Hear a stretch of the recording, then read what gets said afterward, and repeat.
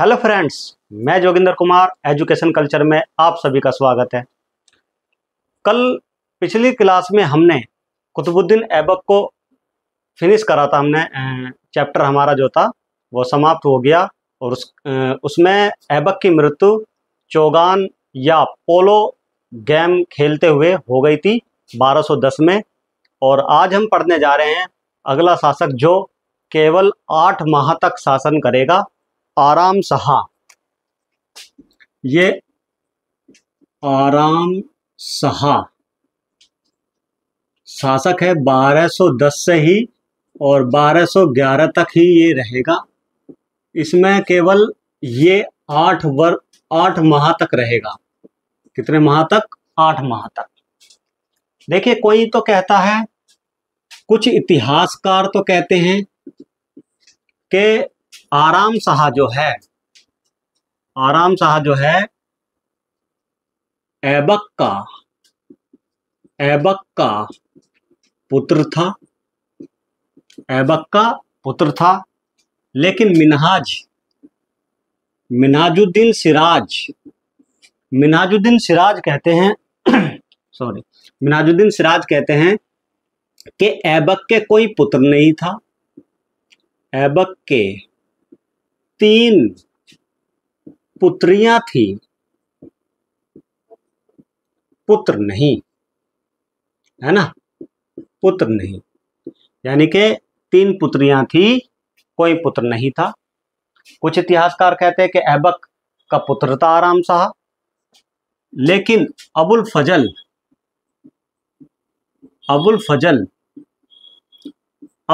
क्या कहते हैं? अबुल फजल कहते हैं कि आराम शाह ऐबक का भाई था। ऐबक का क्या था? भाई।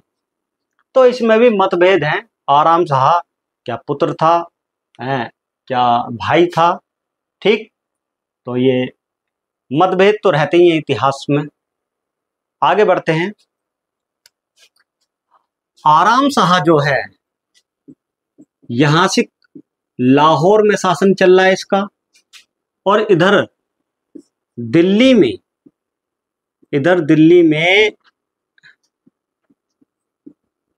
ठीक, इधर आप कहोगे बदायूं का इक्तेदार।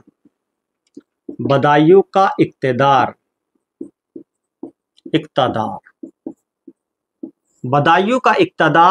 आप कहोगे इल्तुतमिश। आराम शाह एक अयोग्य शासक था। लाहौर में आप कहोगे, यहां से लाहौर के सरदारों का समर्थन आराम शाह को था, और दिल्ली में इल्तुतमिश को। दिल्ली के सरदारों ने समर्थन किया किसको? आप कहोगे इल्तुतमिश को। आराम शाह एक अयोग्य शासक था जो केवल और केवल 8 माह तक शासन करता है। तो आइए अगले हम पढ़ने जा रहे हैं इल्तुतमिश को।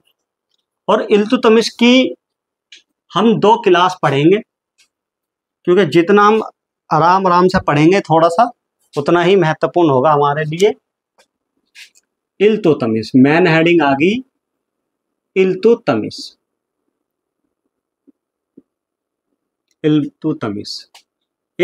कब से रहेगा? 1210 से लेकर 1236 तक रहेगा। 1236 तक रहेगा इल्तुतमिश का शासन। तो इल्तुतमिश जो है, आप कहोगे ये किसका गुलाम है? आप कहोगे ऐबक का गुलाम है। और ऐबक किसका गुलाम है? आप कहोगे गोरी का गुलाम है, मोहम्मद गोरी का गुलाम है। तो हम इसको गुलामों का गुलाम भी कहते हैं। गुलामों का गुलाम, ठीक, ये किसकी उपाधि है? क्या है इसकी उपाधि? गुलामों का गुलाम क्यों कह रहे हैं हम? अभी बताया मैंने। ऐबक का गुलाम आप कहोगे इल्तुतमिश, और ऐबक किसका गुलाम है? आप कहोगे मोहम्मद गोरी का गुलाम है। सुल्तान ए आजम,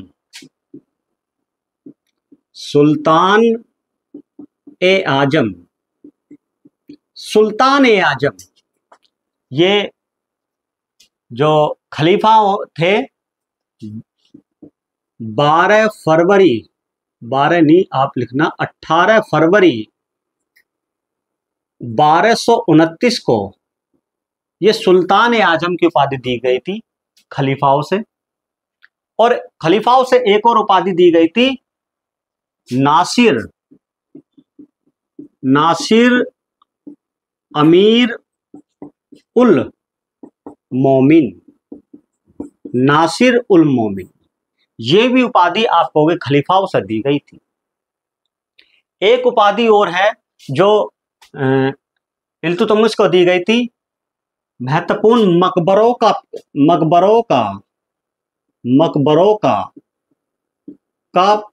पिता या पितामह, मकबरों का पितामह। ये सुल्तानगढ़ी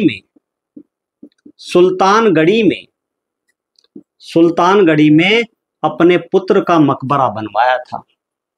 सुल्तानगढ़ी में अपने पुत्र का मकबरा बनवाया था। पहला मकबरा बनवाने वाला आप कहोगे कौन? इल्तुतमिश है। तो मकबरों का पितामह किसको कहा जाता है? आप कहोगे इल्तुतमिश को कहा जाता है। और अपना खुद का भी मकबरा इल्तुतमिश ने बनवाया था, तो इसलिए मकबरों का पितामह इल्तुतमिश को कहा जाता है। गुलामों का गुलाम इल्तुतमिश, सुल्तान ए आजम। ध्यान रखना, दिल्ली सल्तनत में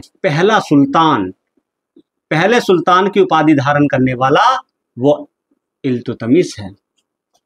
और महमूद गजनवी, याद करो महमूद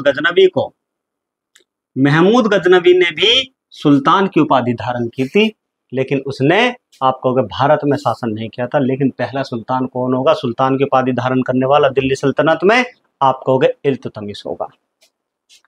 आइए आगे बढ़ते हैं।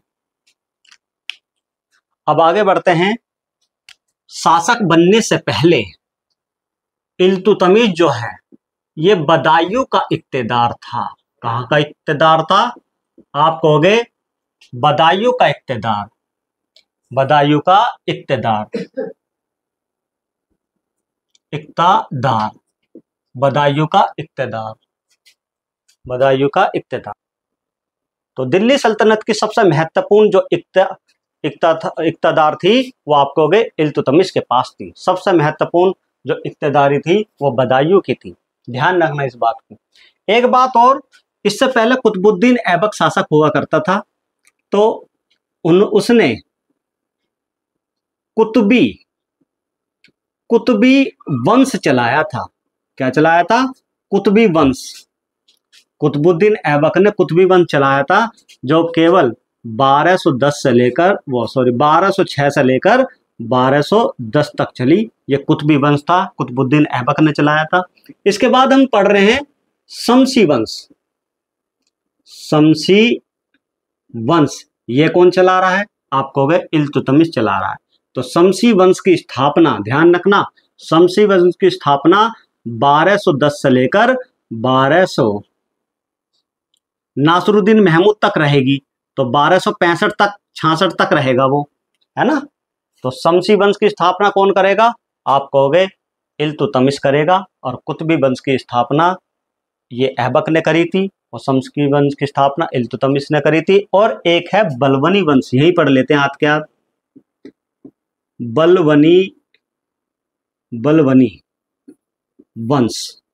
वंश की स्थापना बलवन करेगा, और 1266 से लेकर, है ना, 1290 तक रहेगा बलवनी वंश। तो 3 वंश हुए, गुलाम वंश में भी, मामलुक वंश में भी 3 वंश हुए। आप कहोगे पहला कुतुबी वंश, जिसकी स्थापना कौन करता है? कुतुबुद्दीन ऐबक करता है।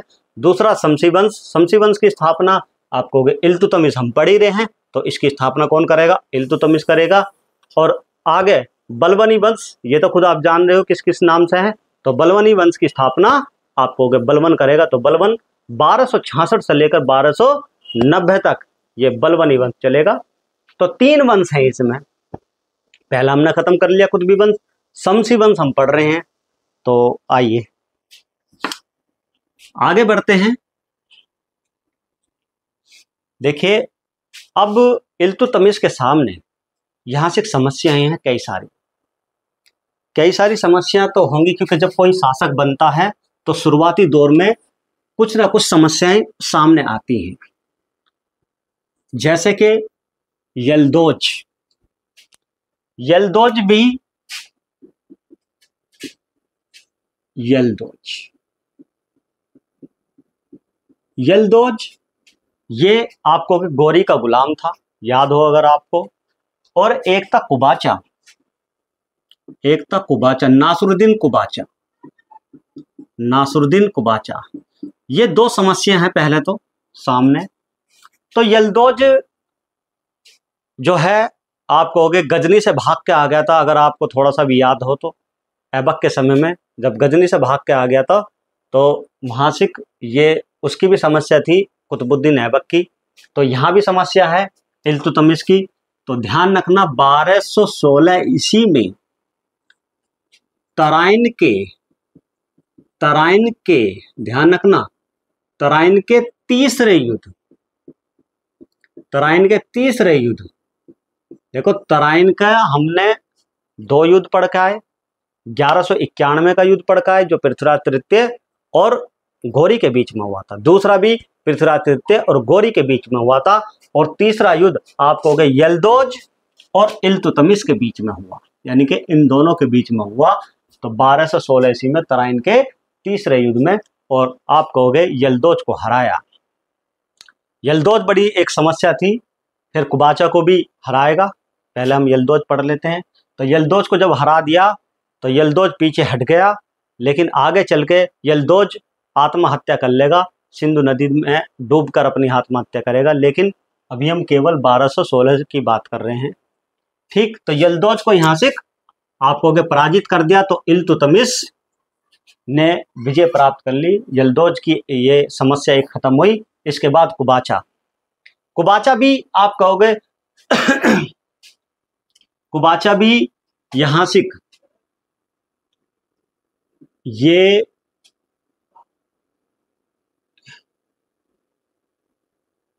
सिंध का शासक है। कहां से है? सिंध का शासक है। तो सिंध से इससे ये लाहौर जीत लेगा। कौन? आप कहोगे इल्तुतमिश। इल्तुतमिश जो है लाहौर जीत लेगा इससे, और आगे चलकर लाहौर जीत लेगा। इसके बाद मंगोलों की समस्या आई, मंगोलों की समस्या, मंगोलों की समस्या, मंगोलों की समस्या। देखिए इसमें ये आत्महत्या नहीं करेगा, ये जो है यहाँ से इल्तुतमिश उसको ले आएगा बदायूं में। बदायूं में इसको दफनाया जाएगा। जब ये मर जाएगा तो बदायूं में जब इसको दफनाया जाता है तो लोग जो है मनोकामनाएं, इसकी रूह से यानी कि आत्मा से मनोकामनाएं मांगने आते हैं जब इसकी जो मजार होती है। मिनाज इस चीज का वर्णन करता है, ठीक। इसके बाद कुबाचा हो गया। मंगोलों की समस्या 1221 की बात है, 1221 की बात है। 1221 में चंगेज खां, और जिसका मूल नाम है आप कहोगे तिमुचिन।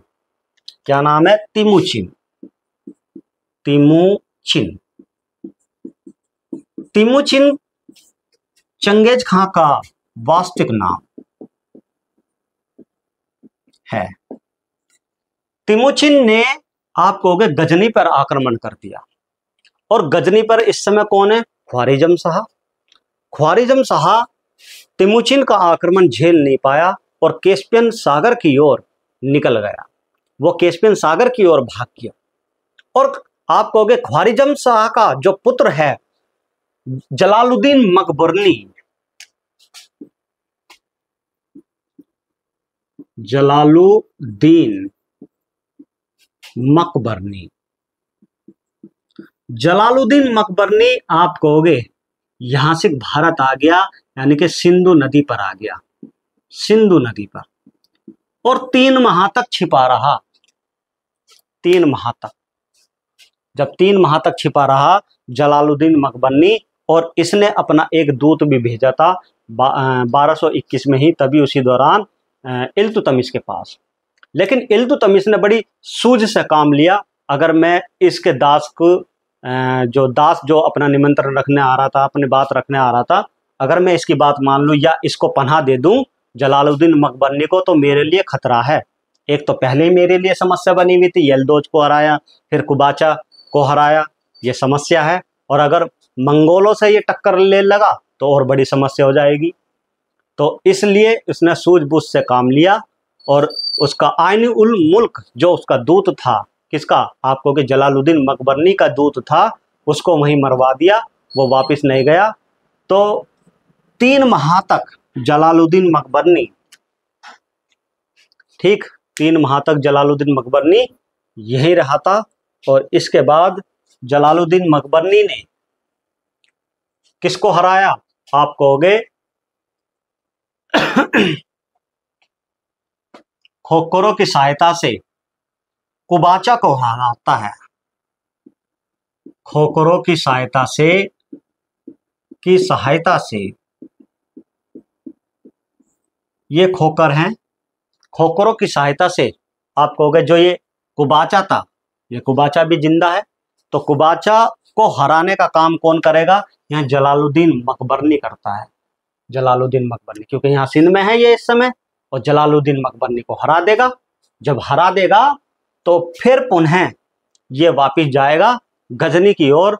और जब तैमूरचिन और चंगेज खां उसको पता लग जाता है कि जलालुद्दीन मकबरनी ने, आप कहोगे, भारत में सिंध पर जाकर कुबाचा को हराया, वहां संघर्ष करा, ठीक, तो उसकी पीठ थपथपाने का काम करता है और कहता है, एक स्टेटमेंट कहता है कि एक पिता को ऐसी संतान चाहिए जैसे जलालुद्दीन मकबरनी है। कहने का मतलब यह है, डर के तो भागा पहले, लेकिन फिर वहां से आप कहोगे सिंधु नदी के पास में कुबाचा को हराने का काम करता है। तो जब हरा के वापिस आता है तो उसकी पीठ थपाने का काम करता है कौन, चंगेज खां करता है। ठीक, आइए इसके बाद हम पढ़ते हैं, ये मंगोलों की समस्या यहां से खत्म हो गई। एक 1229 ईस्वी में महमूद का,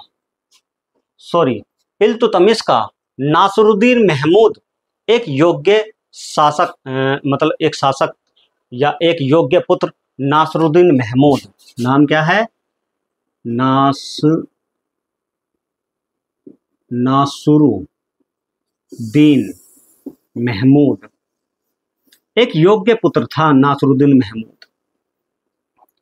इसकी 1229 में मृत्यु हो जाती है।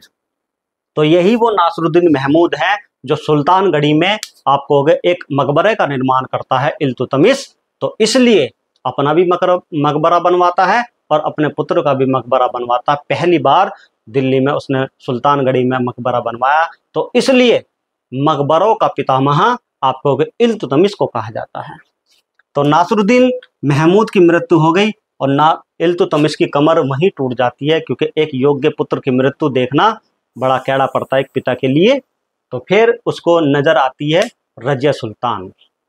जब ग्वालियर अभियान के लिए 1231 में ग्वालियर अभियान में गया था इल्तुतमिश, तो शासन की डोर जो है किसके हाथों में आ गई थी, उस दौरान रजिया के हाथों में आ गई थी। तो जब वापिस आया था इल्तुतमिश, तो अपनी पुत्री का जो शासन, उसने शासन व्यवस्था संभालने का जो काम करा कुछ समय के लिए, तो उसने देखा कि मेरी जो पुत्री जो है वो शासन संभाल सकती है। तो उसी दौरान 1231 के आसपास ही रजिया सुल्तान को अपना उत्तराधिकारी घोषित कर दिया था। उस दौरान पढ़ेंगे हम जब रजिया सुल्तान पर आएंगे। तो पहले तो हम अभी इल्तुतमिश ही पढ़ते हैं। फिर इसके बाद खोखरों की सहायता से ये हरा दिया उसने। आगे बढ़ते हैं। आगे यहाँ से बंगाल जीतने का काम करता है। बंगाल को जीतने, बंगाल की राजधानी